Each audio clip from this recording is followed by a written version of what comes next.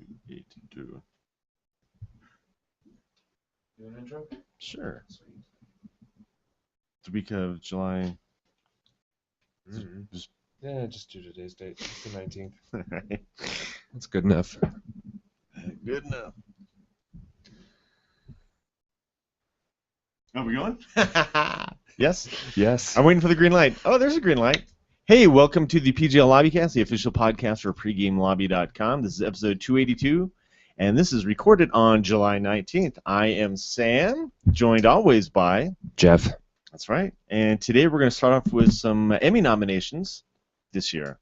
We're going to highlight some Emmy nominations. Highlights. Yeah. Yes. I do all of them. Geoff, you want to get started with the first one that jumps out? Oh, I have not even looked at this list. Fire away. Fire away. I printed it out, handed it to you. All right. We really need a break here. You really need us to lead us through this quagmire of information. Best comedy series.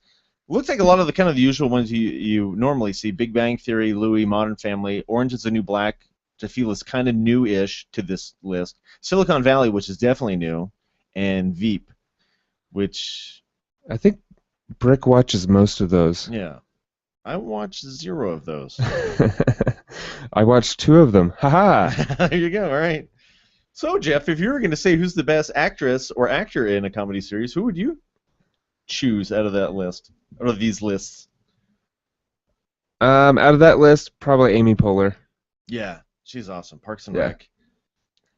Ricky Gervais for Derek, which is kind of an interesting one because it's not always funny, but I really enjoy that show. I think I've seen 1 episode of it. Yeah, it's 2 seasons. Each one's 6 episodes long. Typical BBC shenanigans. But really good stuff there. Yeah. Of course, people from Big Bang Theory and all that nonsense, the worst gets A bunch of nonsense in there. Yeah. Yeah, bye. Skipping on down to Best Drama Series, Breaking Bad. Now here's a list of things I've seen. Breaking Bad, Downton Abbey, have not seen. Game of Thrones, House of Cards, Mad Men, True Detective. Excellent. That is an all-star lineup right there. Yeah, it really is. And I think I heard that Game of Thrones got 16 or 17 nominations this time. Rightfully so. Quite a few. I really, loved House of Cards. I feel like House of Cards and Game of Thrones could be like that Mad Men Breaking Bad thing where Mad Men's really good, but it always plays second fiddle to Breaking Bad. So yeah. House of Cards could be doing the same thing with Game of Thrones. Yeah, absolutely. I'm trying to think. And I still haven't watched any of True Detective. I'm at least a season behind on Mad Men. Yeah. I will say that. I really don't know where I'm... It's in the 60s, maybe? I don't know. I have no idea. Let's see. Best Actress and Actor in Drama Series. Claire Danes, Homeland. Let's just go ahead and give it to her. Yeah. Done deal. Robin Wright, House of Cards also is great. Oh, yeah. Yeah, she is pretty awesome. Best Actor, Bryan Cranston, Breaking Bad, of course. John Hamm, Mad Men. Woody Harrelson and Matthew McConaughey for True Detective. Kevin Spacey, House of Cards. Boy, that's a tough one. That is a tough one. I haven't seen Jeff Daniels in the Newsroom. Brick raves about that show from time to time. Boy, Kevin Spacey's really good in House of Cards. Have you seen season 2 yet? I have not seen season 2 yet. Oh my god. Out of all the shows I've watched and all the crazy things in Game of Thrones, I think one of the most shocking scenes I've seen this year was from House of Cards. Really? That says a lot because Game of Thrones was insane this year. Okay. Insane. I'll have to get to it. And I'll have to start watching True Detective, and I'll have to catch up on Mad Men, and I'll have to catch up on Boardwalk Empire. Also, I'm a season behind on that. Same here. Good lord. Let's see. Next on our list here, best miniseries or movie: American Horror Story, Coven. Oh, I forget that they classify that as a miniseries. Right, not like a TV, because each season's a different setting and cast. Yeah. Yeah.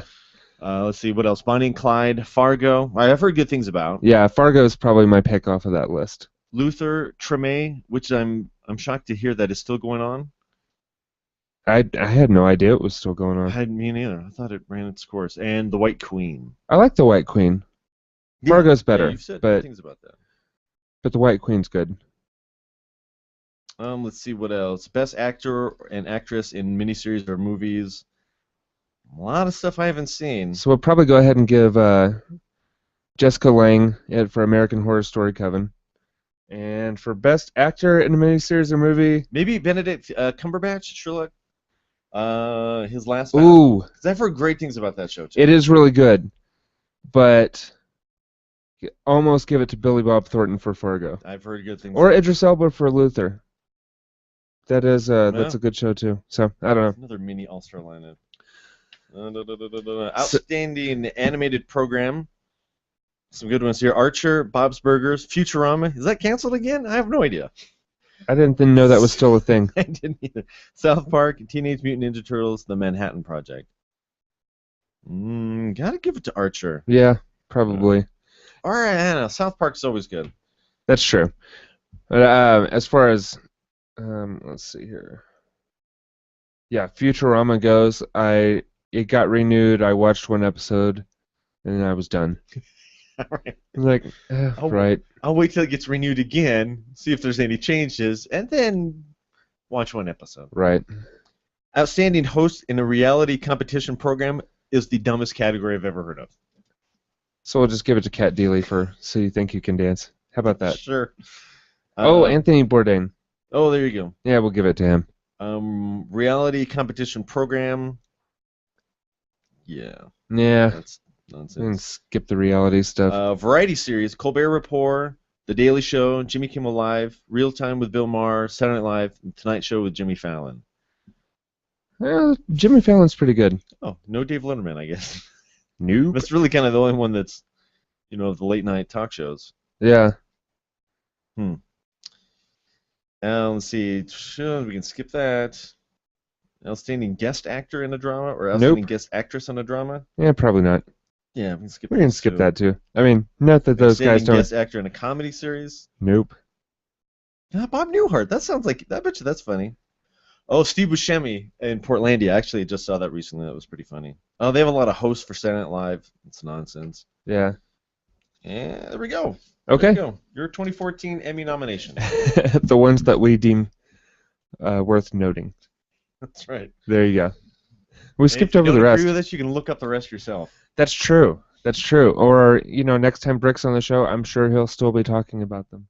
He's probably listening to this right now going, oh my God, I can't believe you didn't mention best technical choreography scene by a left-handed person. I don't know. Yeah, today's show should have been hosted by Brick and Blaine. Yeah, really. And not Geoff and Sam. We are clueless. But you can pretty much say that about any episode. Yeah. Or any topic we talk about. That's true. That is true.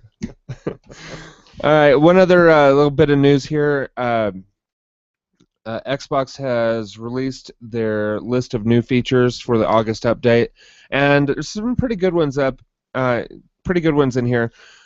You'll have a new and improved activity feed, like what your friends are up to, and you'll be able to scroll down further through them. They'll be a little bit better organized, and then you can also now you will also be able to like and comment on activity things, like just like your Facebook activity feed. Yeah. So somebody, and you can share stuff. So that's pretty cool. People like that because people use Facebook. Yeah. And this kind of like that. I wish this was around when I got the Mile High achievement for Call of Duty 4. Oh my gosh! So excited to gosh. finally get that. I would tell everybody like 20 times. 20 times. Right. And they've got an expanded friends area. It's same kind of deal. It's actually on the home screen. Okay. So you can tab over to it rather than having to use the app. I gotcha. To get there. Mobile purchase. So if you have your Xbox set up for standby downloads, background downloads, that kind of thing, then you can go on Xbox.com or Smart Glass on your phone and download things, and your Xbox will come on enough to do the download. So whatever you get on the website or on Smart Glass will be ready to play. Queue it up. like while you're away from your system. Yeah, if you're at work. A neat feature that was on the 360 like 5 years ago. But it's great to have it. Well, actually, all you could do was add it to your queue. Yeah, it wouldn't do it right until then. Until it turned the system on. Right. Now, if you left your Xbox on all the time, it'd be ready to go. But so the Xbox in the standby mode will download the content, download and install whatever that you purchase while you're away. That's very cool. That is very cool. Yeah. Even if you are in your bedroom and queue it up for play in your living room. So for something the Xbox 360 has had for a long time, low battery notification. If you're getting low on your controller, then it'll give you a heads up whenever you're at critically low battery life, so that you aren't playing and have it cut out on you. Quick question: do you have the play and charge kit for the Xbox One controller? I do. You like it? Yes. Solid? It's fine. Okay. All it is a it's a chargeable battery, obviously, but you just use a regular micro USB. Okay. Or it's the same one that charges my phone. I gotcha. So, which is kind of handy because those cords, I have several of those cords around the house somewhere. Yeah. Disable notifications during video. This is also something that the 360 has done. It's a good thing for them to do. They've enabled 3D Blu-ray for the Blu-ray player on the Xbox One, and they've added the one guide for Brazil, Mexico, Austria, and Ireland, and then last time seen in friends list. So, which is also something the 360 does. You can tell the last time that a friend is logged on. Right. So, very cool. Not a huge list of updates, but a pretty good one. Yeah, absolutely. I mean, should be rolling out pretty soon. As close as they can get their current gen system to their last gen system, that'd be awesome. I did notice, I don't know how long this has been out, but I can finally stream video from my computer to my Xbox One. I didn't know. Since when? I don't know. I just noticed it less than a month ago. I haven't been able to do that. Oh, really? Your Xbox One on, but your Xbox One definitely has to be on to do it. Right. So where do you just right-click play to, and instead of 360, there's a whatever you've named your Xbox One. So mine comes up as like LED so you're South doing HQ you do it from your PC. Yeah. Okay. See, I've been looking to be able to browse from the Xbox One. Oh, I gotcha. Browse your network and find video that way. That would also be cool. Yeah, that would also be cool. Don't have to walk from Xbox One to computer, start it up, and then walk back. Yeah. Being able to browse with the remote from your Xbox One would be better. Supposedly, we'll get a Plex Media Server app for the Xbox One at some point this year. Oh, okay. Which is what I use to stream TV shows through the network. Gotcha. On my 360. Haha. Be a nice thing to have for my Xbox One, because that's the reason why my Xbox One is hardly ever on. And also because it does not play CivRev. Yeah. And there's really no games for it. I've got games for it. I just, Yeah. No, I'm the same way. With the exception of Titanfall, they're sequels to games that I've already played 1,000 times. So yeah, I just need my CivRev, Sam. That's right. Is that so wrong? I need Firaxis to go ahead and put together something like that. Yeah, now that they did, or somebody made the CivRev 2 for the iPhone. Civilization Revolution 2 iPhone. Yeah, it's out, Jeff, for iPhones and iPhones only. Not iPads? No, maybe? Probably. Interesting. If it worked, it might be worth it, like buying an old, decrepit original iPad just to play CivRev on. That would be cool. Yeah. Jerks. Sorry. Well, let's go ahead and get into the weekly watches. I have a little bit of news. I thought what do you have? Interesting. It's a little. It's the top 5 MMOs for last year. So maybe it was this year. does it include Elder Scrolls Online? It does not in the top 5. So it's probably last year. Last year. So can you guess any of the titles in the top 5? Maybe one of the EverQuests. No. Lord of the Rings Online. Lord of the Rings Online 5th, $104 million. World of Warcraft. World of Warcraft first, slightly over $1 billion and a 36% market share. No, I got nothing for the rest of them. 2 of them I'm not familiar with. Lineage was second, 253 million. Terra Online, 236 million was third, and then fourth was Star Wars: The Old Republic. Oh, 65 million. All right, so Star Wars. I'm familiar with all of them, but I haven't played.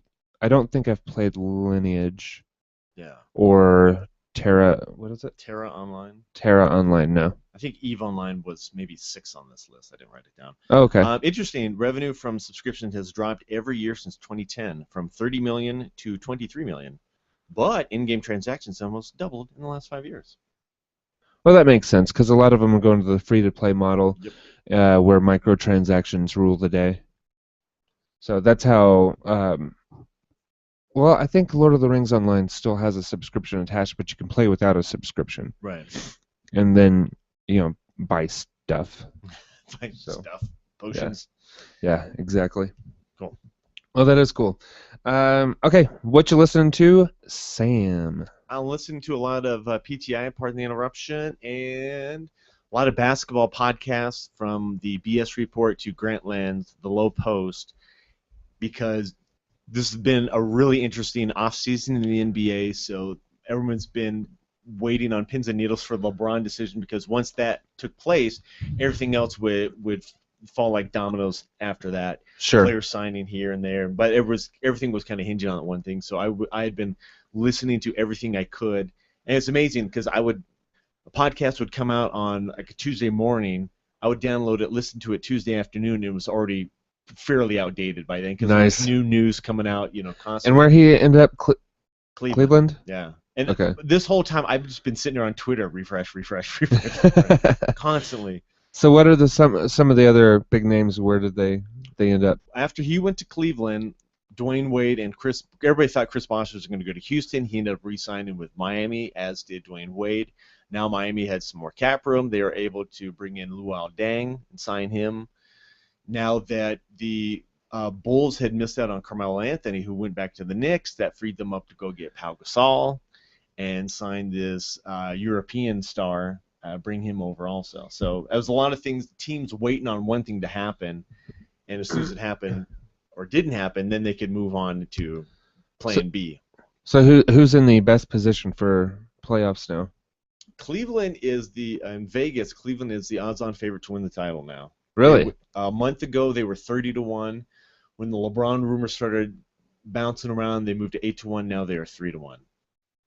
Wow! Just because he's there? Just because he's there. Think about it. When he left the last time, they were a 62-win team. When the next season after he left, they won 19 games. Wow.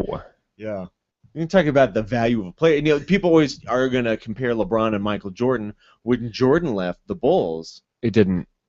They still won the playoffs. They still won 45 to 50 Well, because they still had really good players. Yeah, they still had a good team. Yeah. But you really realize how bad that Cleveland team was. Awful. It was like LeBron. No wonder they hated him when he left. A folding chair and a stack of papers. It was pretty much what he was playing with. Wow. And they won 60 games. Fair enough. Folding chair could really D up. Staunch defender. He was in the way. Slow people down at least. More than we could say about us. Right. Jeff and I eating sandwiches mostly. Mostly. That's all I've been listening to. Jeffrey, what have you been listening to? This week I'm listening to some Feist and some Jack White, and let's see here. Also listening to my workout music because I am out of Dan Carlin podcasts, so I'm back to listening to angry German industrial white boy music. There you go. So Doesn't get the blood pumping like that. hey, it all has a very similar rhythm to it. So yeah, that's it for me. Let's go ahead and get into what you watching. I have been watching. This was last night or the night before. 2 nights ago, I think. I watched our friend Hero by Clicking, also known as Lobbycast Lou, doing his Twitch streaming of 100 Days of Gaming for Extra Life for Kids. I watched him. He's going through. He's going to play an hour a day, one game every single day, and he's got a huge Steam collection of games. So he's just going through alphabetically. And so the day I was watching, he was playing. Nice. It's a crazy game. You just, from what I saw, you just start at like this top of this mountain and you jump down and you try and go through all these hoops before you deploy your parachute and land on the landing pad. So okay, I watched him do that a few times. He's not very good at sticking the landing. Usually the landing pad's like on a platform, and he seemed to miss that a lot. So I was chatting with him while I was playing. He says, like, if you're my pilot, I really need you to stick that landing. No. I haven't played the game, but I'm assuming that the obstacles that he's going through are smaller than the landing pad? No, they're about the same size? The same size. Oh, okay. But I don't know, it's just some weird physics. As soon as you deploy your parachute, now you're not falling like in a straight line anymore. Oh, okay. Because you're falling, and then you kind of lean to the left, and you hit this marker, and you lean back to the right, and you hit that one, and I gotcha. Kind of stuff. Real kind of neat, real indie game. Once it looked like as you build up points in it, you were able to unlock other place to fall. Like he unlocked one and was falling through a bunch of buildings and whatnot. And oh, okay. It's kind of neat. But he's got his whole list of games he's been playing in a couple of days, maybe a week or so. Baldur's Gate enhanced version or enhanced editions coming up. So I'm like, I'd like to check him out playing that. That might be kind of cool. Yeah, for sure. Big fan of that game. So I watched that. I have finished air quotes my rewatch of Breaking Bad. I've gone through just by myself, been rewatching the entire series. Kind of slowed down in season 5 because I've already actually watched the first half of that twice already, so okay, wasn't going as fast. But I had a really tough time. I got all the way up to the point where the white supremacists were about to show up in the middle of the desert. Yeah. With the standoff between Hank and Walt. Right. Because I could not stand to see Hank get shot again. And I just stop it right there. It was funny because a lot of times I'll watch these episodes in bed before I fall asleep. Yeah. And I got up to that point and I'm like, oh man, I just can't do it. I can't see Hank get shot again like that. So I stopped the episode, and then there's a really neat a wiki page for Breaking Bad that I'll go and check it. They have a little behind the scenes stuff. The episode comes in interesting little factoids and whatnot. And so I just actually went through that, and they have a neat, really detailed synopsis of each episode. I actually read the last 3 episodes without watching it, and I already know what happens and whatnot. Right. So kind of refresh my mind again, but I'm done. Nice. Yeah. Nicely done, sir. Yeah, it was really And your cool. combination watching/reading. Yeah, it was really kind of interesting. The first time I watched Breaking Bad, we all think Walter White's a badass. He's so cool and whatnot. Second time, he really comes off as more of kind of a dick. Yeah. Because now you see how many opportunities he had to get out and walk away free and clear. Because you're still kind of rooting for him. Yeah, I want you to get your money and take care of your family and ride off on the sunset and live happily ever after. And he had so many opportunities, more than you think. Oh no! On a rewatch, you see exactly how many times he could have made better decisions. Oh yeah. One that sticks out in my mind is, they had already closed the case, or Hank had already closed the case, and he was convinced Gail Bedecker was Heisenberg. And then, one night at a little family dinner, Walt White had a little too much wine to drink and started mouthing off like, that Gail Bedecker, very amateurish. I've seen his books. Really incomplete, not well thought out and all this, and kind of got Hank thinking like, well, let me dig the next day. Let me dig through the files again. Let's take another look at it. Yeah. There were so many instances like that where because he walked away. He had so much money. Yeah. Like most of that time. Yeah. Yeah. You'd think he would have had enough, but then he makes that mention about what gray matter makes in a year. Yeah. And he was kind of competing against that now. Which is crazy. Which is crazy because it's just a number. Would you get $80 million or $800 million? You got plenty of money. You got plenty of money. What else I've been watching? I watched recently season 4 of Portlandia, which was season 4. Season 4. Wow. Awesome. Only 10 episodes. A little bit disappointed. Bummed. Wanted more. Interesting side note on Portlandia. Luke, our brewer at Coda, big fan of Portlandia. And I don't know if you've ever watched any of Portlandia. I watched the first episode. The first episode, they have a little song, a little video called The Spirit of the 90s is Alive in Portland. And then they did kind of a remake of it later, talking about the spirit of the 1890s was alive in Portland. And it's funny because that's the video Luke showed his designer for the whole concept of Coda, because Coda's like a real kind of a Old West, Sure. You got the elixirs and whatnot. That's what the growlers look like. So it was kind of interesting. And then I'm about halfway through season 2 of The Americans, and I'm really digging that show. Really? Yeah, it's really good. I watched probably the first 4 episodes of season 1, and I thought it was a little silly. It didn't grab me at first, but I've really kind of come to appreciate it. They do a great job of not dinking around with side stories that have no meaning, like Homeland did, following the daughter around. I actually did not care one bit. They don't do that at all here. It is 100%, main story. Main story on the 2 spies. Okay. That's it for me. Jeffrey, what have you been watching? Let's see. I watched the Kevin Costner movie, 3 Days to Kill. It was enjoyable. Okay. It's worth a rent from Redbox. I gotcha. And then Guillermo del Toro's new show, The Strain. I don't know if I'll stick with that. It's kind of a virus / new take on vampirism kind of show. Okay.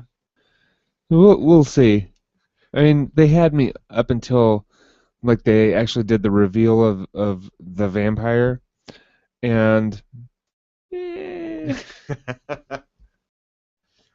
so it was all right. Nothing really to gush about for sure. Right. I'm still watching *Halt and Catch Fire*. Love that show. I don't remember the main actor's name, but he's the guy that kind of looks like John Cusack. Okay. Do you know who I'm talking so. about? Yeah. This is like how we describe other people. The guy they get when they can't get John Cusack. Or, yeah. We've got a couple of actors like that where they look kind of similar. Right.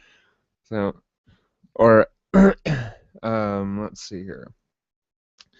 Still watching a little bit of The Leftovers. I don't know. It's the new one from, I think, Damon Lindelof, one of the creators of Lost. And it really isn't catch a hold of me. So I may be done with that one. I'm definitely done with Extant, which is the new Halle Berry TV show. Okay. Where she returns from space pregnant after a solo mission on the space station or something along those lines. So I almost want to watch one more episode, but it won't be right away. I got you. Yeah, I may get back to it at some point, but I'm definitely not digging this. A show that I think you would really like is Tyrant. Okay. It's about this family who kind of rule in a Middle Eastern country, and the father has been a dictator in this country for a while. The eldest son has been there with him and has also become badly behaved. The younger son at 19 or so left, went to the United States, went to school there, started working there as a doctor, and has a family there and everything, and they go back for for a wedding or something like that, and things go badly. And so the younger son ends up staying and trying to help his older brother change the country. But it's pretty cool. Okay. Yeah, it's definitely worth watching. And then The Last Ship, I'm staying with it for right now. And we'll see. It's interesting enough to me. I always like those spreading of the virus and finding a cure type shows. I enjoy those. True Blood is terrible. I'm so glad it's its last season. I'll finish it out. I'll finish it strong. And then the season finale of 24. I don't know if I'd seen it by this last episode or not, but glad that's over. Yeah. Glad it's over. Yeah. Didn't like it, or I know it was just okay. Okay. They started straying a little bit. It was only 12 episodes and had a decent enough ending. I was a little irritated on the day I was going to watch the finale. I opened up Google News, and spoiler, major character death. Oh. It's right there on the. Thanks, Google. Thanks, jerks. And it's actually one that. It's not that I wouldn't have seen coming. It's just, when a major character dies, you like to get the original impact of it, I guess. So exactly. And then I watched a very, very little bit of So You Think You Can Dance. I think I turned it on and immediately fell asleep. So I may not have seen any of it. You've heard it in your sleep. Maybe I heard it in my sleep. But that's about it for my watchings. What you playing, sir? I have been playing a little Dungeon Command. Blaine and I will usually get together like on Mondays and we'll play a game or two. We tried a 3-player game. Normally you play 1-on-1 or 2-on-2. And we tried with me, Blaine, and Mike. We tried a 1-on-1, a free-for-all, and it plays out completely different because the incentive is to sit back and let the other two attack each other, and then kind of jump in there and wipe somebody out. And as soon as one team is wiped out, you see who has the highest morale left, and it's going to be the guy that's been sitting on his butt this whole time. Right. So Mikey was doing that, and Blaine and I were attacking each other, and then Blaine and I kind of circled around and started attacking Mikey, and we started, kicking the crap out of him. And then it got really interesting for a different reason because Mikey was just about dead, and his morale was down to 1. Blaine and I were tied at 10. So Mikey now was going to dictate who would win. Because if he took out one of my guys, Blaine would win. If he took out one of Blaine's guys, I would win. So then I started attacking Blaine again. I just turned into a quagmire of a mess, and I think we just ended up calling it a tie at the end because feelings were going to get hurt here in a minute. Yeah. We played that. We also played a 2-on-2 version on a much smaller map, which we really kind of like because the game moves a lot faster. You can get around the board a lot easier. You get kind of bigger battles and whatnot. It's not so random because we don't do random treasure. Okay. So that was pretty cool. We played some Attack in the Darkness in Lou's campaign last week, which was a lot of fun, and we're playing pretty much. It's a mix of different rule sets, but it's really kind of based in 5th edition, and it just flows really nicely, and it's a lot easier going, kind of fun, faster paced, whatnot. So we're really enjoying that. I've also been doing. I'm really appreciative of Lou doing this campaign because it's freed me up to prepare for my next campaign. Yeah, you've been doing a lot of writing and doing a lot of stuff for that. Preparing. So you're with your daily updates. It's really cool. Been playing a lot of NCAA 14, which is actually is amazing because 2 weeks ago or last week would have been the normal launch date for NCAA 15. Would have been? Are they not putting out one this year? Yeah, they're not doing it anymore because of all the litigation and problems the NCAA has had with. Oh wow! So 14 is the last game they'll ever do. So there's no more college games ever. So we are no more college football. Oh, I guess no more college football. I guess they don't do any of the other. Yeah, I don't know they used to do a college basketball. I don't know if they still do it anymore. Yeah. But So we're kind of holding on to this as long as we can, I guess. Well, that's good because you don't have to worry about updating to the next. Yeah. When I all you have right now I'm plus $60. Yeah, yeah. All you have to worry about now is how long EA will leave their servers the server open. going. It's typically 2 years ish. Yeah. But who knows? They might shut it down early. They might leave it open for an extended time. We'll see what happens. There's been some debate in our kind of group, a lot of PGL members, about what we do if it does end, or should we all pick up Madden next year. Some people are thinking about doing it. Some people aren't even. Half the group still don't even have Xbox One, so we'll kind of see where this goes. It might be kind of the end of kind of a semi-gathering of. I don't know. I think as long as people still have their 360s, you could stay with the current. Yeah. The current game. We'll see. We'll see if they keep supporting it. Yeah. I also played. I was kind of between games for a while, so I will hop on and look at my games I have downloading, and I noticed The Walking Dead. You could download the first episode of season 1 for free. Okay. I've never played it, and it had been sitting on my hard drive for probably 2 years. So. You played on your Xbox or on? Okay. 360, yeah. Yeah, I've played it on both. Okay. Because I think I have the full run, the full season on Steam. Yeah. I want to say. I don't remember. Lou maybe has it also on Steam. Maybe I didn't play it on the PC. Yeah. I may have not activated that code. But I really liked it. It was really neat. It was a different kind of style of game.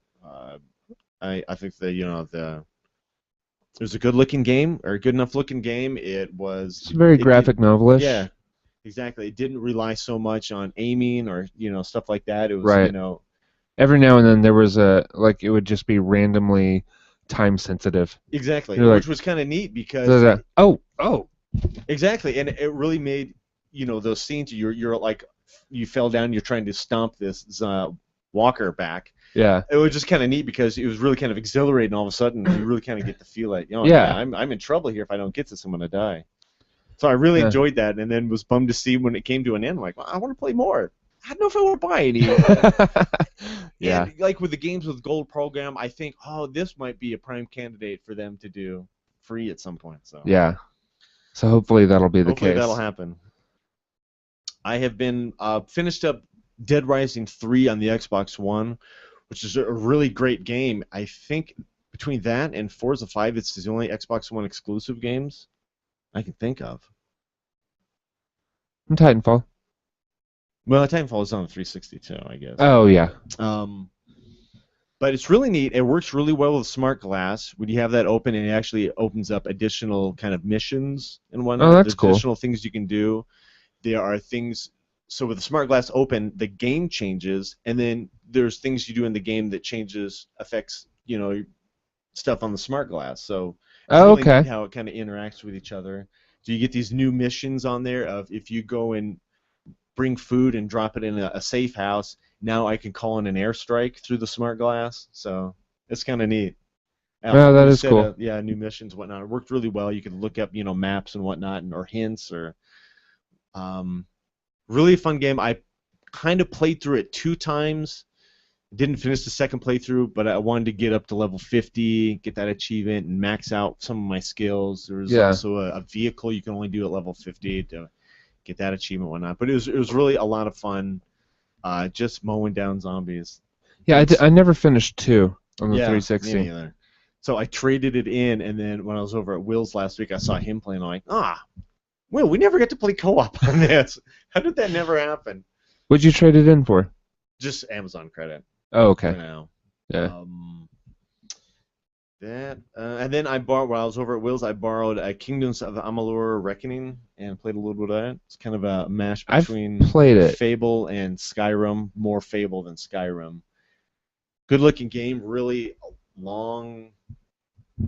Will was saying the developer said is 180 hours for the main quest or something. Oh, wow. Like that.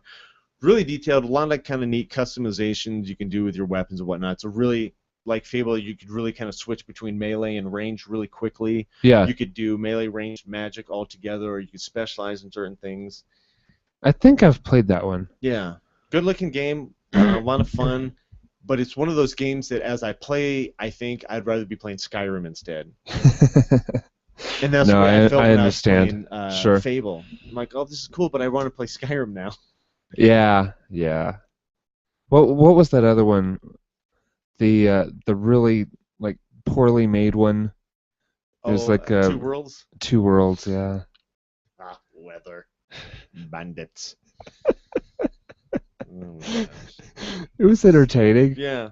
So I don't know if I'm gonna if I'll keep playing it or whatnot. 'Cause, I'm looking for Xbox One games, and I'll go and look at my wish list on Amazon. Like, oh, still the fall. All right. Yeah, isn't there something coming out in like next month in August? It seems like there was an August title. Madden's a big title, comes out next month. No, I meant something that I would have been interested in. I don't know. I can't think of anything. I don't think I had anything on my list and then it's October. It's every week for 5 weeks or something. Ridiculous. We'll be gone in October. Oh, that's right. Don't have to worry about it. That's right. That is right. Jeffrey, what have you been playing? I just played a little bit of Civ Rev Lightning Round. I think I played two games of that. Oh, very cool. Yeah, I like that a lot. Yeah. Since I haven't had a whole lot of time to play games, something that I can knock out in a very short amount of time really works for me. Yeah. So, and I've played as a couple of different civs. I actually lost whenever I did played as the Russians. Oh, yeah. Yeah. That sounds about right. Yeah. It was like, okay, well, you get extra food from plains. Like, then I forgot that plains weren't grasslands. Like, which you need yellow grass, not green grass. yellow grass. You get extra food from yellow grass. Yeah. Well, if you got it from both, that would make it okay. Mm-hmm. That would promote growth in the cities and make it worth it. Price riflemen. Oh no! Spies. You forget the very first one that is oh so helpful. The larger map view. Yeah. So for your first, for whatever you're doing when you set up your first city, you can see one extra square in every direction. So Who cares? Instead of getting to that village, wasting a turn going in the wrong direction, having to spend an extra turn, you get to that village that no one else can get to anyway. So get to it one turn sooner, and that's it. And that's your big bonus there.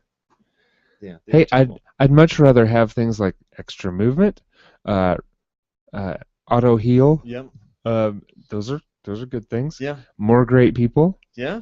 Starting off with bigger cities like the Chinese do. Yeah. So those seem a lot more useful than I can see one extra square. It's so dumb. They're a terrible civ. They are. Terrible. Yeah. Looking at my my CivRev Wind Excel spreadsheet, I got an Emperor win with every civ on every condition. That's 64. And then I have a win of at least Emperor on every one of the scenarios. Nice. Yeah.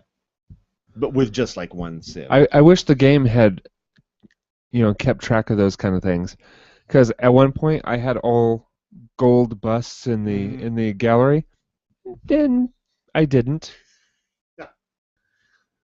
The only thing I'm really missing is when you scroll over to the wonders by age, like the medieval age. I don't have the Colossus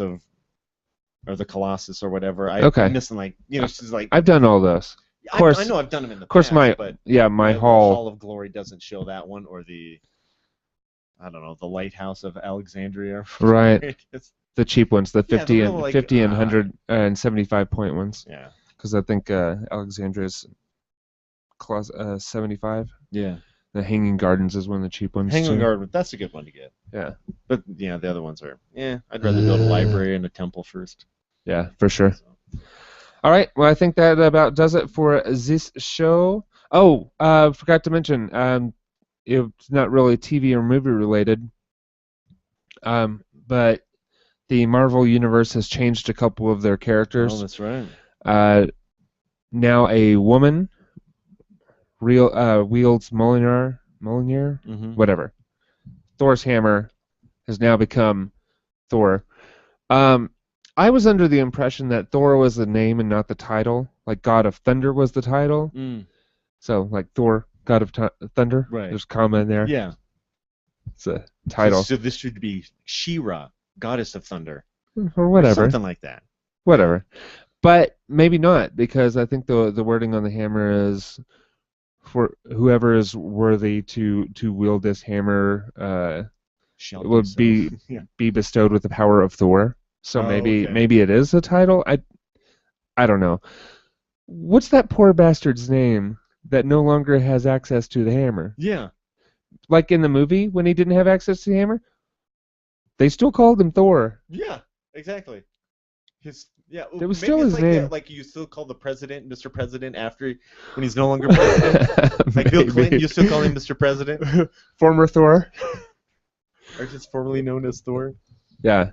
And then the Falcon became Captain America whenever Captain America lost his super soldierism. Yeah, I don't. Does that mean he shrunk back down to little scrawny kid? I don't know what that means. I don't know.